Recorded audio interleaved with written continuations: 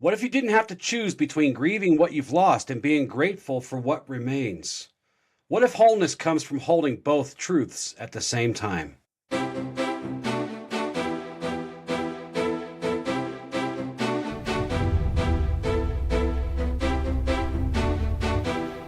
Hello and welcome to the new Ashla Podcast. My name is Justin Gates. I'm your host, and my co-host joining me today, as always, Michael Perry. Hey, fam. Welcome to the show today. Today we're going to be talking about grief and gratitude and how we can hold both in power. Kind of related to this time of year, Michael, where these things and these feelings really come to surface for a lot of people because, there are some empty chairs at some tables and maybe someone isn't there to get a gift or give a gift, right? Yeah. And this and just like any other holiday season, it always seems to come wrapped in expectations, doesn't it? Right? I know, having to put on that mask around the family, seem like everything's good, but Well, often and there are people we miss. There are. And we're often told that it should be a time of joy. Should be. You should be joyful. You should be joyous. You should be celebrating and warm and welcoming. But the fact is, for many, this season brings a different kind of reality. It just does. And we really have to talk about it and call it out.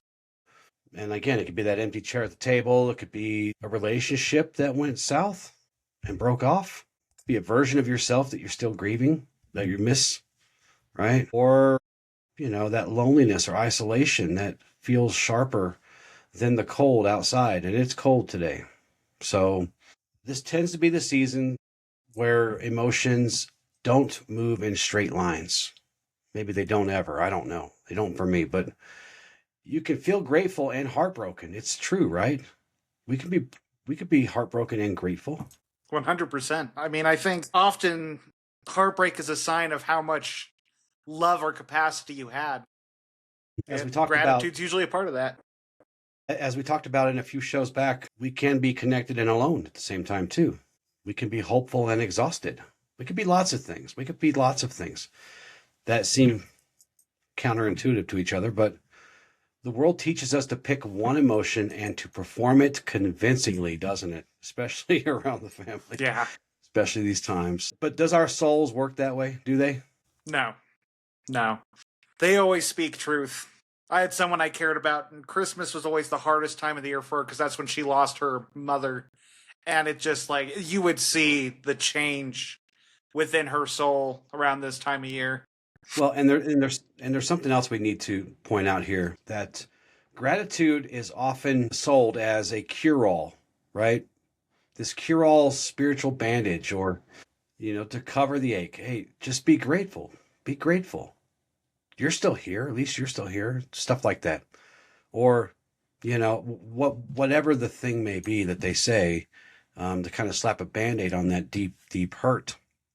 And as we talked about in the show we did about grief, probably a few months ago now, grief isn't just about loss. It isn't just about death, I should say.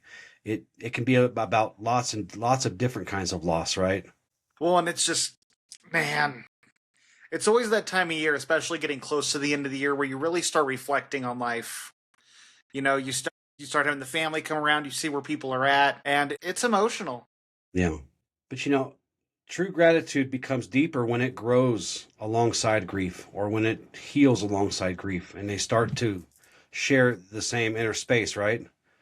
And not instead of, gratitude always, I shouldn't say always. I got to break that habit because there's no such thing as always and never, right? But a lot of people tend to try to replace grief with gratitude.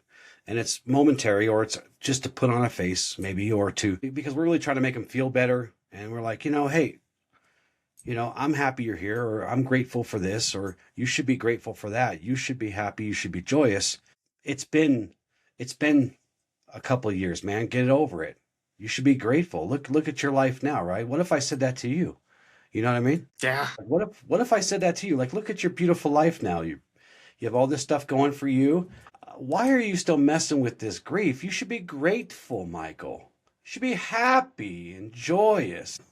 Well, right, there's a hint of toxic positivity to this because I used to have that mentality. Yeah. I remember it's like remember someone always has it worse than you, and Yeah. it's like that's not a good way to go through life. That is suppression at its finest. Right. Right. You're not broken. You're not failing. You're grieving. You're human. And here's kind of a secret that I'll let you in on. Your heart is big enough to hold these two things at the same time. Do you believe that? Your heart can hold truth. It's crazy, but it's as necessary. big as gratitude and grief. It is. It is. And, when gratitude is forced, and, a lot of people say when it's forced too early, I'll say when gratitude is ever forced. Again, people are trying to use it as a way for themselves to silence grief or for others to kind of suppress it in somebody because you're putting out these vibes, bro. You're putting out these downers. And again, it's used as this Band-Aid or this spiritual cure-all for everything, for poverty, for, it's not just grief, but for lack of abundance, for lots and lots and lots of things. I don't know if I'd ever say that gratitude could be toxic in any way, but it definitely, when it's forced and when it's pushed upon, it doesn't feel like it's true. Well, I think especially pertaining to grief, when gratitude's used to compensate grief, that's where it starts crossing the threshold, because gratitude's important when you're going through grief, because that's what, again, I love it. I heard it at a quote years ago, and it's that heartbreak shows your capacity for love. And when you are grieving, whether it's a relationship, the loss of somebody, that is your capacity for love. That was the love you had for them, yourself, the situation. And it's important to honor that with the gratitude for that. Yeah. So let's quickly talk about grief. Let's talk about how we can understand it. And that way we can kind of set the tone for what's to come later when we add these gratitude in the mix. So grief is, like many of our emotions, our emotional states, is misunderstood because it's not something that we get a good lesson on, right? Nobody teaches us how to grieve. And not that there's a right way or a wrong way to grieve. There are extremes. If you're hurting yourself, I would not consider that to be a good, natural way to grieve because I don't want to see somebody get hurt, right? And we talked about this on the grief show, that there are extremes here, but, you're going to find yourself floating on this scale somewhere in the middle for the most of us, right? When something happens, and you're right, it is a very emotional experience. That's where it hits us the hardest. At least for me, it always did. So, but grief doesn't follow rules. It doesn't follow the calendar like the holiday season. It just tends to show up because we're reminded of it. It shows up when it wants, how it wants, and it comes and goes as deep or as shallow as it needs to, right? Yeah. And well, and again, everyone grieves different. They do. How do we help, just quickly, because this is kind of a recap of the grief show we did, that was a show that you were running. When we have someone in grief, what are kind of the things that we see in them? We see, I love the term dabda, and it showcases what grief is, the different states of grief. Now, everyone moves through it differently, but it's a really good identifier. So you have denial, which can be short or long. You have anger, you have bartering, depression, and then acceptance. And you can bounce in between these. It's not a linear path. It's different for everyone, but these are usually the emotions we see. What could I have done differently when you're bartering away? How could I have saved them? In the anger stage, it's like, I'm so upset at the world for this happening to someone I cared about or to myself. And as I said, it's not limited to death, is it? No. Again, it could be the loss of the death of a relationship or loss of a relationship. It could be the loss of a dream or the death of a dream that you worked so hard for that just didn't materialize, didn't come to life, right? Yeah. People grieve their health, don't they? Yeah. And this goes back to the relationship thing, but I found it very, very strange to, in a lot of ways, have just as much grief for someone who was still alive, but not present in my life anymore. I think another big one is the grieving of the illusion of a relationship. Often, again, we have a relationship with who someone is and who they are in our minds. And often when that illusion cracks and we see someone for who they are, we grieve the potential, we grieve that identity of this living person. Right. So again, grief can show up quietly, and it can. You feel this heaviness in your chest, sudden wave of memories and nostalgia, both good and bad, right? Shows up in our body as fatigue, or in our mind as fog, or in our heart as pain. And then other times it crashes like a storm. Are both of these normal? Yeah. I mean, one of the things I learned when I was going through grief, when I lost my significant other, it was waves of just, the start of it was just this constant whirlwind of emotions. And then as things got better, it'd just be little moments, break in the armor, and it would just come crashing down. And then there'd be good moments, and it was sort of just these waves that started off super strong and all the time, and it slowly slowed down and eventually became manageable. And yeah, I've heard grief explained as love with nowhere to go. I think that's a good analogy for it. I think so too. Feels like it. Love that's lost its direction or focus, but love with nowhere to go, that's a good one too. So I kind of want to talk about these layers of grief that I didn't come up with these, obviously, but in our notes today, there were some things I wanted to touch upon, these layers of grief. And when we talk about layers, we're generally talking about, mental, physical, spiritual, emotional, but I've added a few more. I added a behavioral layer and an energetic layer to this, because I think as whole beings, grief doesn't just touch us upon our mind or heart, even though that's where we feel it the most, but it touches every part of us, wouldn't you say? Yeah. And it's not every bit of us. It's not a single emotion. It's not a single feeling. Think of it like it's coming into this internal ecosystem that we have going on, with everything connected, right? With layers that move through us, and they move through us differently. They connect in different ways. And as you said, it's going to hit people differently. But if we can understand these layers a little better, maybe we can stop fighting grief and start listening to it. Maybe we can start to see how maybe it's working within us and what it's trying to help us accomplish and help us do. So the first one is the emotional layer. Well, in the emotional layer, there's so much depth. And again, that going from the ranges of depression, anger, it hits every part of us. Yeah. Sadness and longing and confusion and guilt, numbness, which we talked about in the last few shows.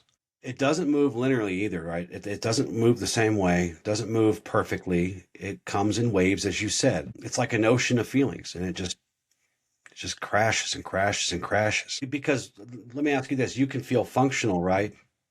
You can one or 2 days or 3 days or a week even feel very functional. Everything's stepping along, and then just one day you hear a song, or you see something on TV, a show that you used to watch.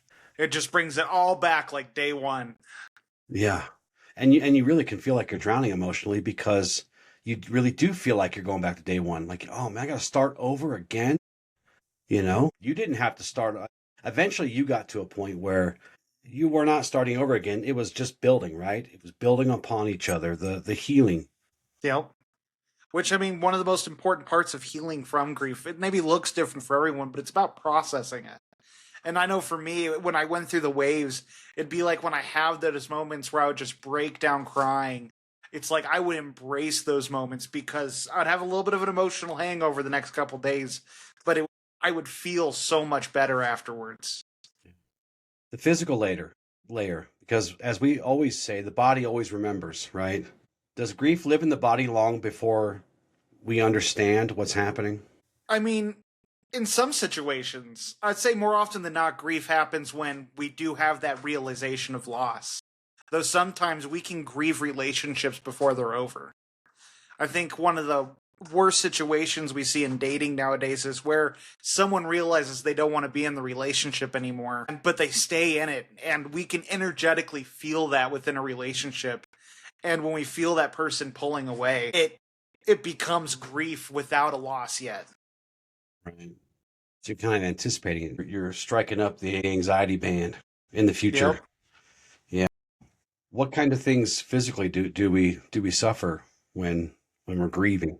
Well, aside from crying, which I don't think is necessarily an affliction, but Right. we can feel a pain in our chests. We can feel it in our gut. Fatigue, my God, fatigue is a big one. Mm-hmm. That goes bone deep, doesn't You it? know, Headaches and shortness of breath sometimes. Feeling like your arms and legs weigh like a ton. you know, And this is all nervous system response, isn't it? It's just yep. freaking out and it's in fight or flight or fawn.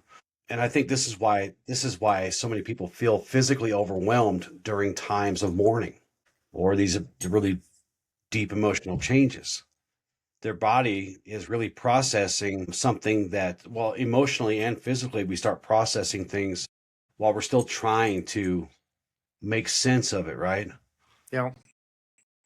Well, and again, it's like when we go through something traumatic, and loss is always traumatic, whether that's capital T or little t. It is an emotional charge in our bodies that we're just not capable of releasing all that at once. Mm-hmm. And so the nervous system slowly tries to get it out of your system.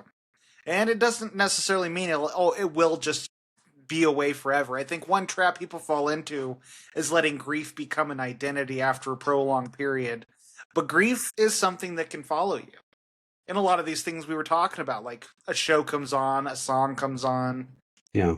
So the mental layer, and this kind of relates to the stories we tell ourselves, something that you're fond of reminding us of a lot on this show. And our mind tries to organize this chaos because it really is chaotic, isn't it? When we start thinking to ourselves, why didn't I say more? Or what if I had done something differently? Or did that actually happen? Was I dreaming? Is this real? You know? One I hear a lot is, will I ever feel normal again? Well, I think this is one of the traps with that over-identification. I mean, again, when we grieve, it is so real. But we can often get caught in a story where the grief becomes such a part of our identity.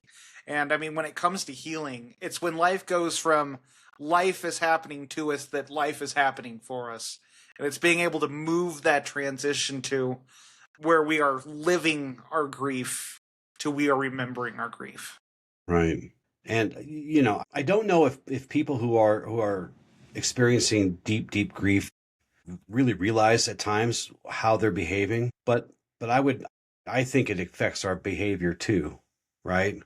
Especially in the realm of isolating and withdrawing, overworking, You know? to keep busy, to stay distracted, or this is something that you brought up before, and I think we were talking about during the grief show, but it was avoiding certain places or people.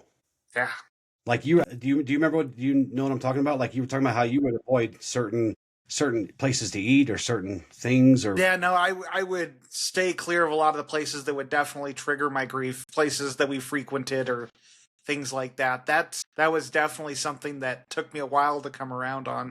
and just again as a friendly reminder, these aren't bad things. These aren't wrong. They're very natural things. You're Yeah. adapting.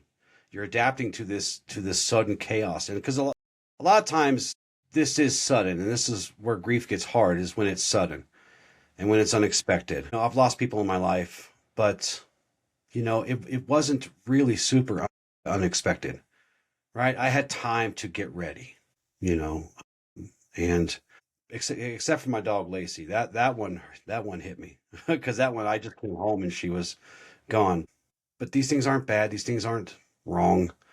Again, they're adaptations. We're trying to, your mind and body are trying to create some sort of stability. You're trying to rebuild, right? That stable ground so that you can try to move on. Well, and I think another big thing, just why we're talking about behaviors, I will never forget when I started seeing a grief counselor. And the first thing he told me was, in this first year of grief, do not make any major life decisions. Don't get any relationships. Don't buy a house. Don't change jobs. Like, this is not a time for you to have rational thinking online. And he was so right. I listened to most areas, but the areas I didn't, man, I tell you what, I had to learn some more lessons quick. Yeah. Well, walk us through why that is. Well, I mean, when we have such a surge of emotions going on such an inconsistent basis, I mean, again, the nervous system is processing this, and this takes time, this takes work, it's something that, I mean, your fundamental reality has now shifted. Something is now missing from your reality that was a grounding point. And when our emotions are flaring up, our logical mind can't talk. Our emotions will always be louder than our logical mind.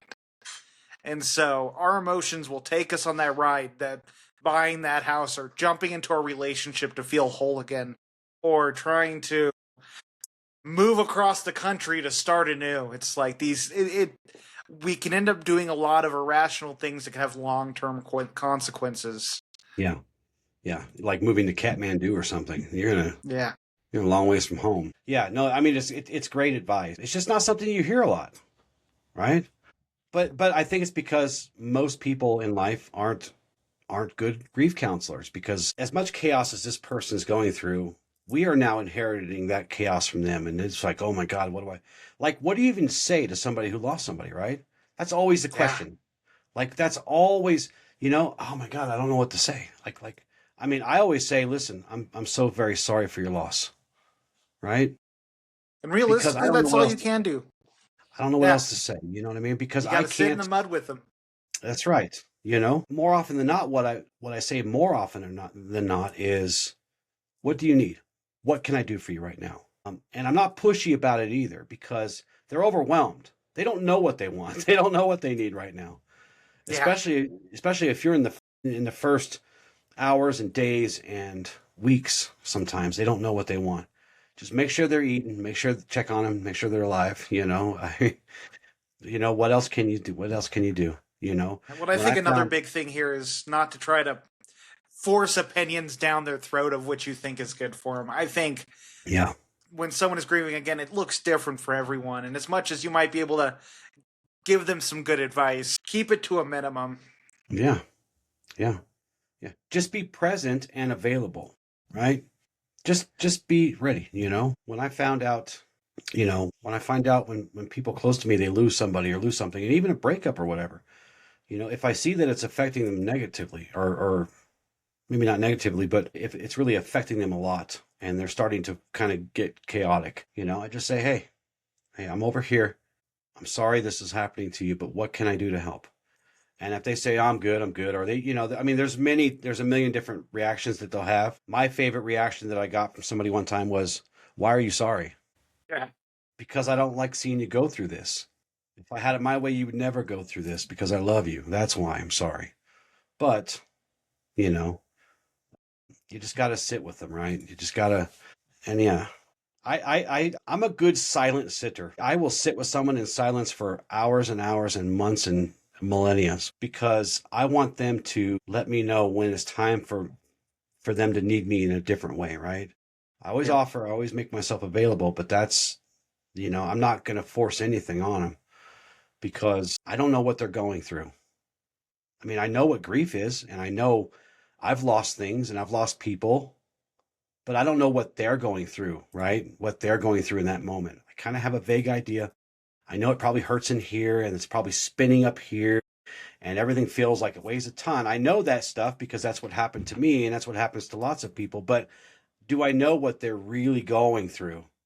I need them to tell me. I need them to tell me what they need. As long as they're not hurting themselves, as long as they're not, then we just have to sit with the process and let it. Why does the pressure to be grateful backfire so horribly when people are grieving?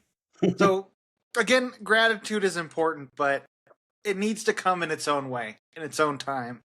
When we try to suppress grief with gratitude, when we try to push grief on people who are grieving, gratitude on people who are grieving, it it doesn't address the real issue of what's going on with them.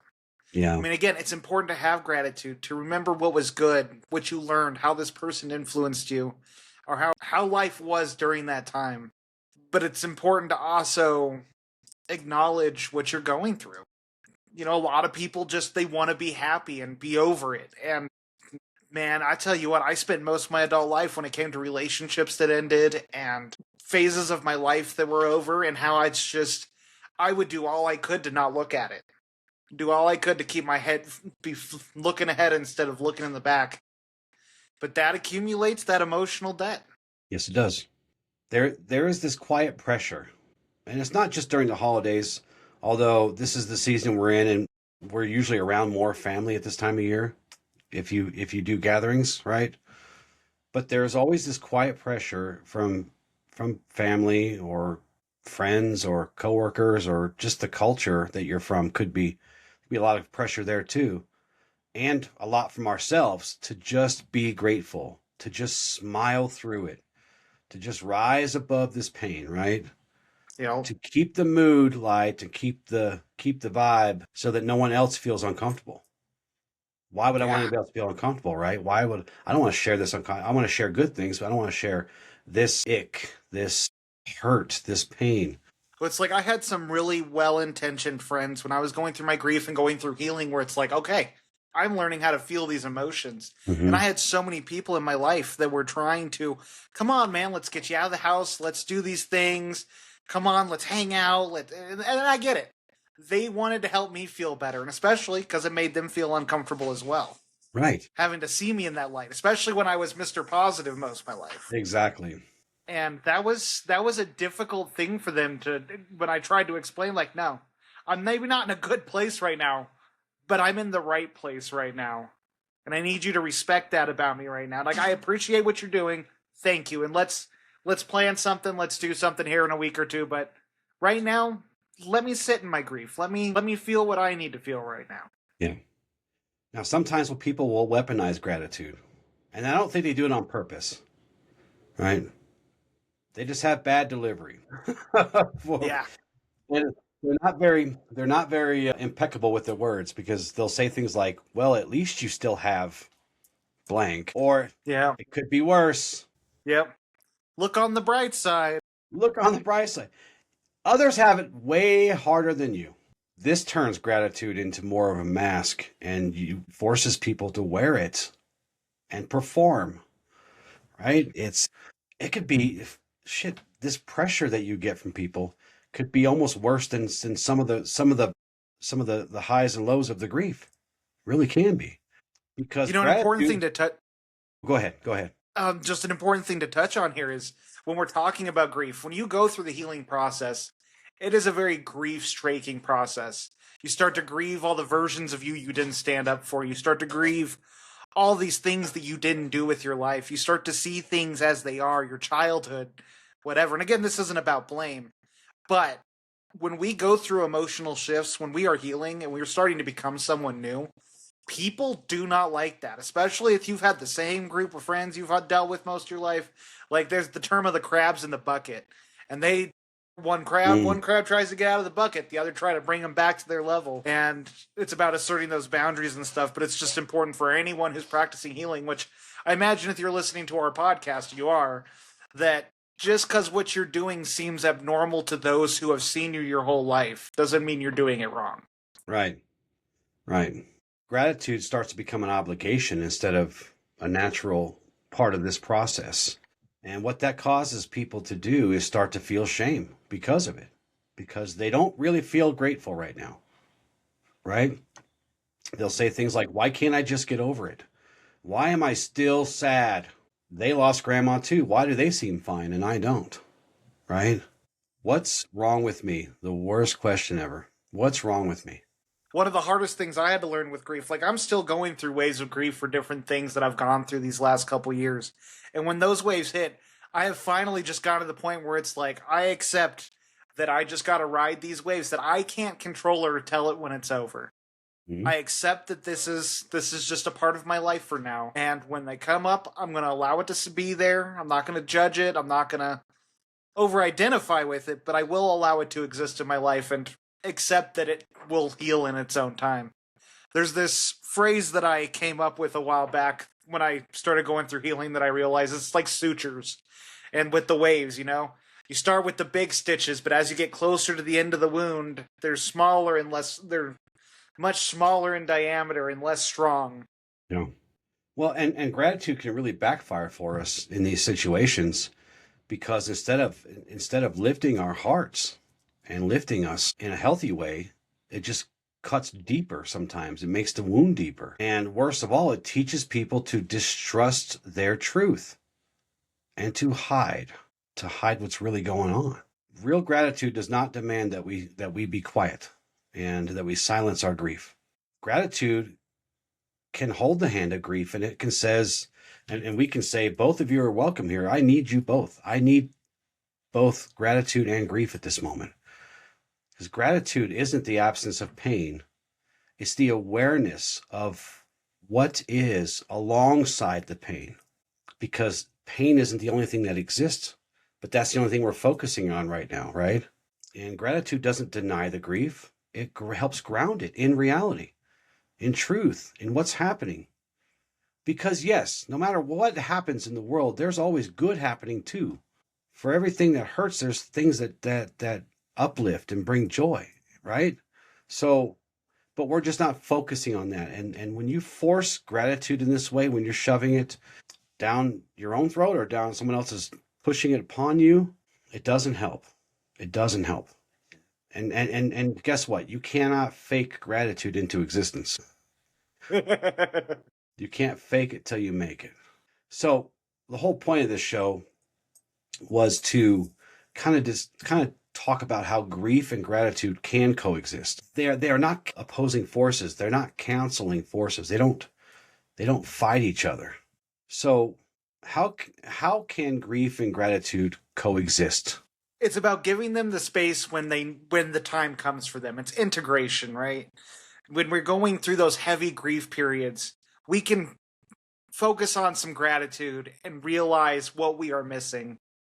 But there are periods too where we can really remember the good of that relationship, or the good that was ourselves during that time, the purity. They don't have to exist without each other, but I think the danger falls into having one without the other. When we just stay in the grief of loss and we don't allow ourselves to see the good that this had brought about in our lives, then we'll be consumed by it. Just like in turn, if we're too focused on the gratitude and we don't allow the grief to come through, it'll follow us through our days. Yeah, because we trick ourselves into thinking that if we feel gratitude, that we're somehow betraying the memory or the grief. Or if they, on the other side of that, if we feel grief and we're ignoring what is, then we're failing to be grateful. Which, let me be honest with you, Michael, you don't have to be grateful for anything in any given moment. If it's not time to be grateful, then don't be grateful. Sit with that grief if you need to. As you said, there is a time, right? They both, don't get me wrong, they both can sit in that same space and they will not fight for space. They will assume there's plenty of room, right? And if you find a way to balance these two, they actually expand that space if you think about it. You know, I heard this phrase back when I was going through the grieving process, and it's like grief is something that exists within us, and the point of healing grief isn't to shrink the grief, it's to expand around the grief. Yes. Yeah.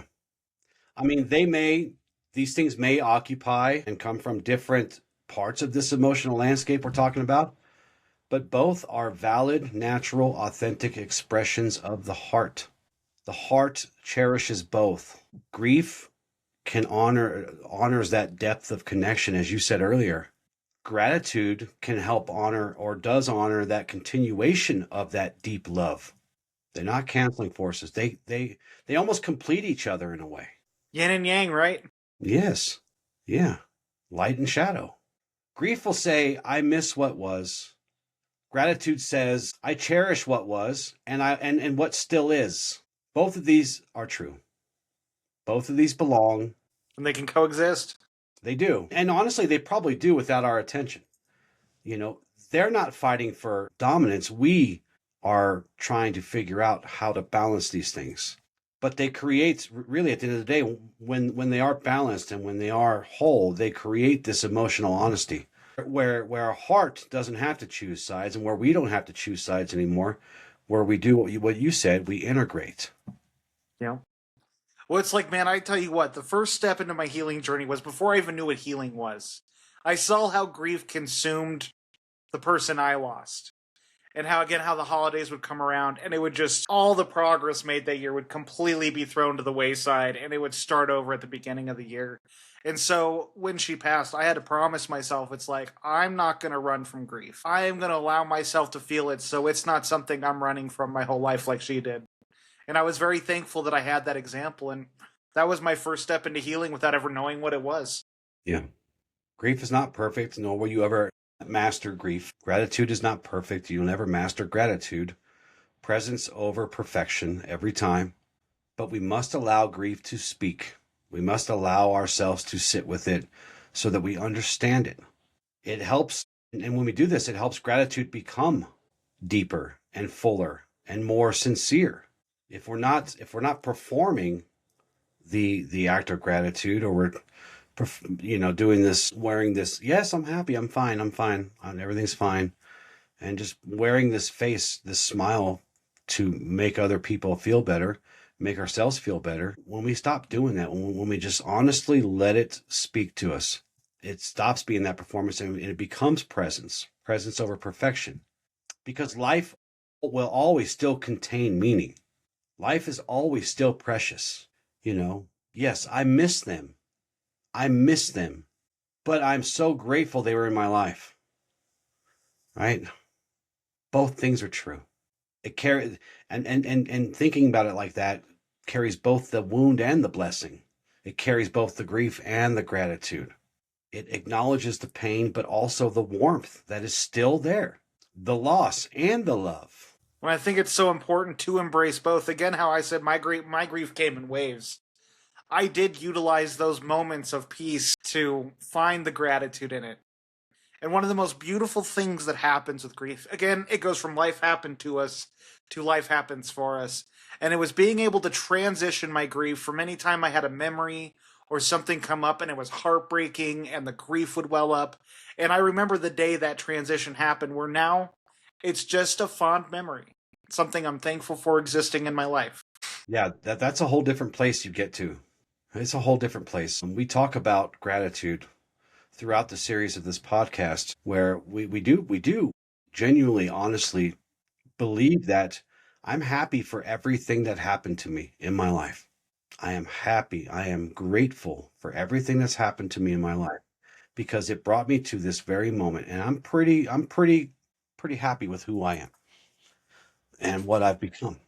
But that's a whole different it's a whole different perspective, isn't it? And it's not one that we can always hold all the time, because we're not perfect, but we try to be present.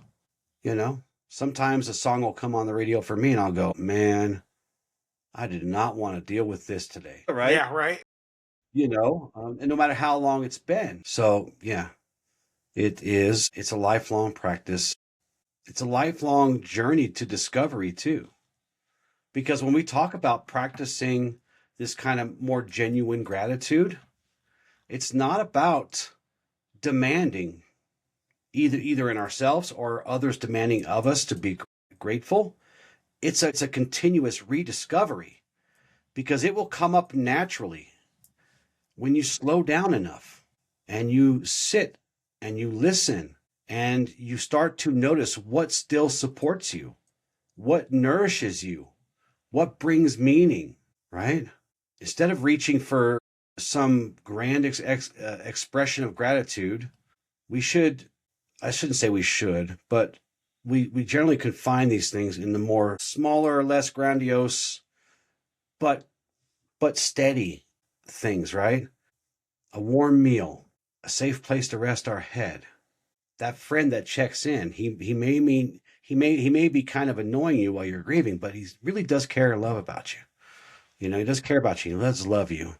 He just hasn't perfected the art of speech. He's not, right. He still loves you, and you can find those little moments of gratitude in there. You're like, you know what? This guy is annoying the ever loving, you know what, out of me, but man, he loves me. He must really love me, because here he is going out of his way and diving, rolling his sleeves up and jumping in. He's not hurting me, but it is kind of hard to deal with this right now, right? Type of thing, But again, these things and many more, we're not saying that you need to feel grateful for. You need to feel what you're feeling in the moment. You need to acknowledge what you're feeling in the moment. But just kind of remember that you still have lots of things in front of you. And you will get to those when it's time. You said it perfectly earlier. These things, they fall into place when they fall into place. That's it. And it's not the same for everyone. Everyone's going to have these moments now. Around here, when people had passed away, people that my kids loved and, grandparents and things like that, this whole house was just a jungle gym of grief. There was just, there was like 6 or 7 different grievers, all grieving totally different ways, all trying to help each other. And, it's just pure chaos because everybody's doing it so different ways. Yeah. But all we could do is just sit here for each other. And I would make the rounds. I'd make the rounds to each one and sit with them for a moment and see if I could help them, see what I could do, and they would check on me, and that's all we could do. We weren't doing it, it wasn't perfect or anything, but it was that presence, because that's all you can really do. And these things will come up and come and go, the highs and lows, the peaks and valleys. But just remember that gratitude here in this, what we're talking about today, is think of it as that light that illuminates the grief, and it's never going to erase it. And if you don't force it, if you let it just come naturally, you can, okay, you don't need to push grief aside to feel grateful. In fact, gratitude becomes deeper when it grows alongside, right? And you can be grateful for the love you had and for the love you still have. It doesn't erase your love. It doesn't, grief is just trying to, what's the best way to say this, Michael? Grief is trying to let us know that we loved. It's trying to let us know that the capacity of that love. What's your final thoughts for everyone today? When it comes to gratitude and when it comes to grief, both of these are necessary for balance in hard times. To find those golden moments and to process those dark moments. To become whole, we must feel the spectrum of it all. Gratitude is one of the greatest things that can help us survive the darkest periods, especially in moderation. We talk about the RAS, the reticular activating system, where we train our mind to look for things. And it was something that really helped me as I was getting to the healing end of my grief. Being able to start looking for those little, I loved how the Saluna girls called it, glimmers. Those golden moments that appear in life. Because the more you look for them, the more you're going to find them. And the more you find them, the more abundant your life becomes. So just remember, both sides of these, the dark and the light, are necessary for integration and wholeness. And they are both forms of love, the same love. One honors what was, the other honors what still is. It's really simple as that. You don't have to choose between the two of them. In fact, you'll probably find more suffering if you try. Yeah, guaranteed. Just remember, your heart is capable of deep love, and this is what it is. So, all right. I have an exercise for today, and Michael says it's not too long. I put this exercise together, and I thought maybe it was too much, but he said, nah. What'd you say? He said, nah. It's the length it needs to be. It's the length that it needs to be. Now, see, he's turning my teachings back onto me. You see what happens? Right place, right time. Perfect length, perfect. Yeah, I see what you did there. We're going to call this the two chair exercise. And we're going to try to simulate giving space to both of these truths that we're talking about today that can occupy the same heart. And this is to help us honor grief without being consumed by it, and at the same time deepen our gratitude without forcing it, without it being imposed upon us. So I want you to set up two chairs facing each other. One chair represents grief and the other chair represents gratitude. And I want you to sit in the grief chair first. And I want you, as always, to speak honestly, lovingly, without judgment, about what you've lost, about what and where it hurts. I want you to express what you wish had been different. Just let it out. Take as long as you need to. And this is going to be painful. I'm sorry, but it has to be. And you can say things like, I miss so and so, or I wish I would have, or it hurts that you, right? Things like that. When you feel complete, I want you to take a minute, take 3 good, big, deep breaths, let it out. And I want you to move to the gratitude chair when you're ready. And I want you to sit in the gratitude chair and try to let gratitude come naturally, even if it's tiny.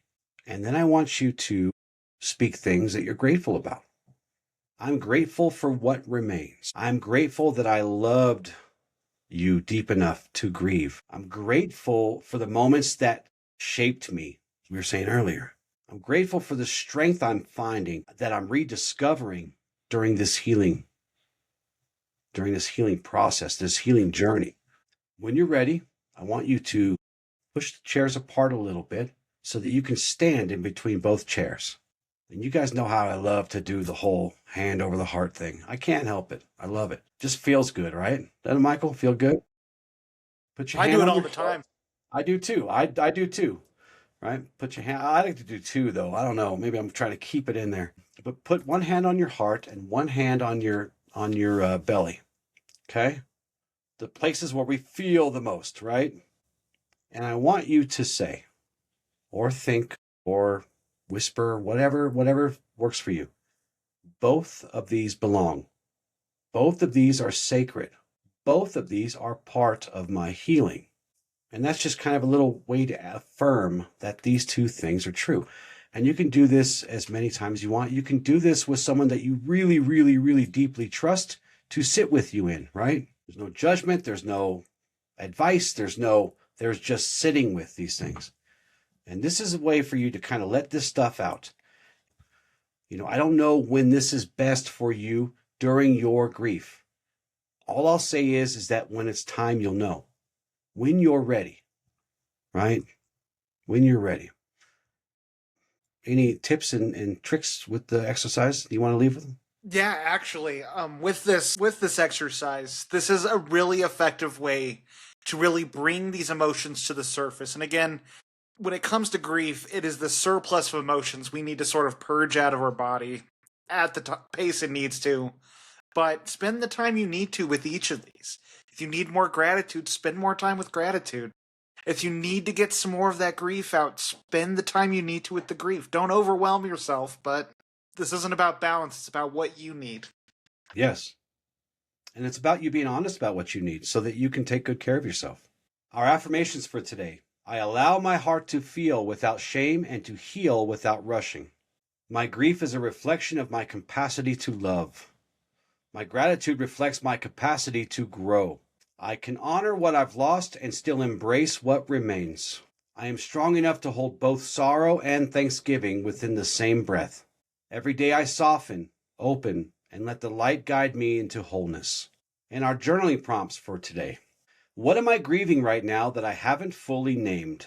What memories, relationships, or versions of myself feel tender during the holidays? Where does gratitude naturally appear in my life, even in small, quiet ways? How can I give my grief permission to exist without letting it define me? That's going to be a tough one. Just be careful with yourself. Be gentle. If grief represents where I've been and gratitude represents where I'm going, what lies between them for me right now?